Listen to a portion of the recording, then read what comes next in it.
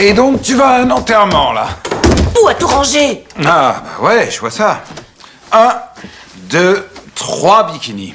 C'est sur une plage qu'elle se fait enterrer? Oh, arrête, ça suffit, je vais être en retard. Carlos refuse catégoriquement que sa femme, Gabi, fréquente Bray, car il est persuadé que Bray aide son fils à cacher la vérité. Cette affaire de délit de fuite mortelle est bien plus compliquée qu'elle n'en a l'air. Mais plus Carlos s'y oppose, plus Gabi a envie de voir Bray. Elle se met donc à l'appeler en cachette, et passe son temps à se plaindre de son mari. Plus de poker, plus de déjeuner, plus de shopping. Ça me manquera beaucoup, je t'assure. Vraiment. On le dirait pas en tout cas. Il est évident que c'est plus facile pour toi. Plus facile.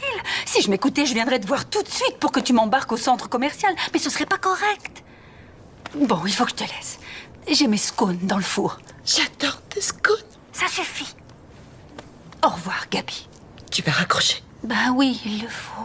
Puis un jour, Carlos quitte la maison. Gabi en profite immédiatement pour enfiler une nouvelle tenue et filer chez Bray pour prendre le thé. Les deux femmes passent un excellent moment ensemble. Elles vont même jusqu'à prévoir une escapade dans un spa thermal. La semaine suivante, Gabi rapporte un gâteau préparé par Bray. Mais dès que Carlos rentre à la maison, quelque chose lui paraît louche. Il demande directement à Gabi si elle est allée chez Bray. Gabi est obligée de répondre que c'est elle qui a fait le gâteau. Mais Carlos n'y croit pas une seconde. Vu ses talents en cuisine, elle serait incapable de réussir un gâteau pareil. Il lui lance alors un défi. Refaire un tout de suite sous ses yeux. D'abord, je vais prendre de la farine. Parce qu'on ne peut pas faire de gâteau sans farine, tout le monde le sait.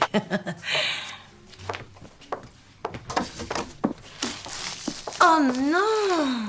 Regarde ça, j'en ai partout. Et voilà, je suis obligée de monter me laver. Puis elle appelle aussitôt Bray à l'aide. La suite est assez surréaliste. Les deux femmes restent au téléphone et préparent exactement le même gâteau en même temps. Il faut préchauffer le four à 180 degrés. Pour commencer, on préchauffe le four à 180 degrés. Ensuite, on s'occupe du nappage au caramel. Ensuite, on s'occupe du nappage au caramel.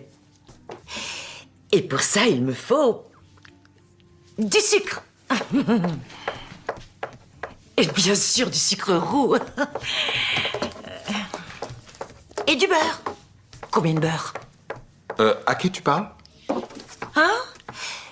Ma grand-mère. C'est sa recette, tu comprends? Je lui parle comme ça, j'ai l'impression qu'on fait le gâteau ensemble. Après bien des efforts, le gâteau est enfin terminé. Mais au moment où Gabi s'apprête à le servir, tout s'effondre d'un coup. J'ai entendu la sonnerie de fin de cuisson, je peux voir? Non, pas maintenant. Le secret, c'est de le laisser refroidir. D'ailleurs, le meilleur endroit pour ça, c'est le rebord de la fenêtre. Bon, maintenant, viens par là. Il faut que je te dise quelque chose de très important. Le gâteau n'a rien à voir là-dedans. C'est une affaire de confiance. Un mari qui force